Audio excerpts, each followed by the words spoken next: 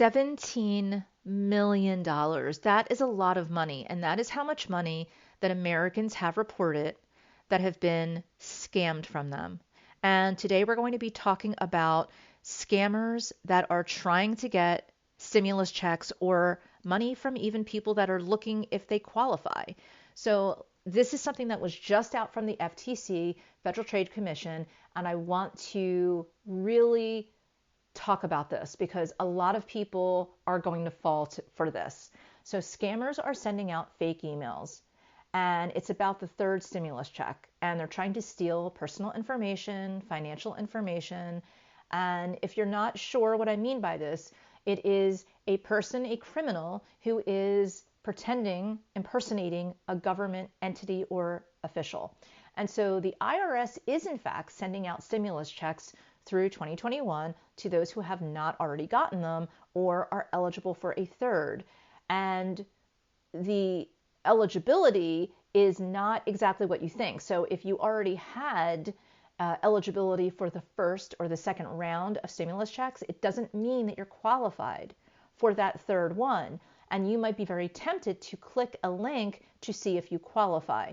So please note that do not, no matter how tempted you are, do not click that link. So criminals are using this promise of a third stimulus check to steal money from unsuspecting victims. And you know what? There's a lot of people that you might say like, oh, I won't fall for it. But if it looks like it really is coming from the IRS, you might. So the American Rescue Plan, which Biden signed, and I think it was in March, authorized a third round of payments, which is awesome, except that not everyone qualifies, like I said. So just because you think that you qualify doesn't mean you are going to be qualified. Some eligible people still haven't received any payments, and those who did get a first or second round, they may not be qualified for a third round, and they might think that they are, or they might be, like I said, really tempted.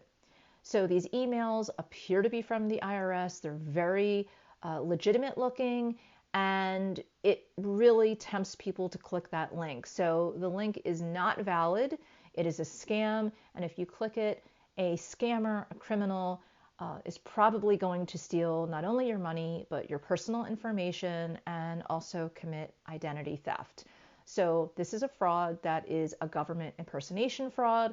And criminals have done this through the years, but right now it's worse because we are in inflation. People are freaked out over how money is scarce, technically, and how costs are rising.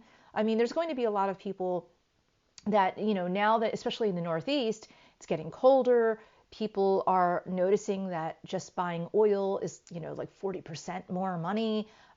Food is, if it's on the shelf, which a lot of times it's not even on the shelf as much right now, it's costing a lot more. So getting a stimulus check sounds like, yes, I need this. And you're going to be really tempted. And remember, there were 12,500 Americans that have filed fraud reports since the beginning of the pandemic. And we're talking $17 million lost. That's not even the loss of their identity theft and gift cards, and there's just a lot of different ways that these scammers get you. And so the thing that you have to remember is that these con artists don't threaten by being a bully. What they do is they try to get you on this like good side. So like think of it as a narcissist, the criminal, and many are. So the narcissist love bombs you to get information from you. They don't bully you because you would immediately put, emotional walls up and say, get away from me. But they make you think that they care about you. And that's what these scammers do. And if they can't get as much personal information, they're going to try to get you like to wire transfers or to buy cryptocurrency or, gift cards. Like all of these different types of things are connected. And this is all a part of a financial crime, but it's also financial abuse. You are a victim. So I just really want you to stay safe.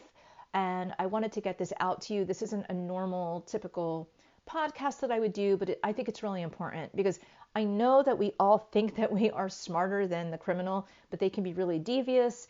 And during desperate times, we might click a link that we should not be following down the rabbit hole. of financial abuse. And I want you to make sure that you talk to your accountant or your bank or wherever you file. You go to the person that you trust to see if you are qualified for that third stimulus check or any stimulus checks that you haven't received yet, payments. So I don't want you to click anything that comes to you in your email or in the mail, no matter how legitimate it looks, okay? So go ahead and take that for the warning that it is, and I care about you guys. And if you are stressed over money, if you're interested, connect with me on my email list. I give tips and strategies and emotional support out every single week at thefinancetherapist.com. All right, I'll talk to you soon.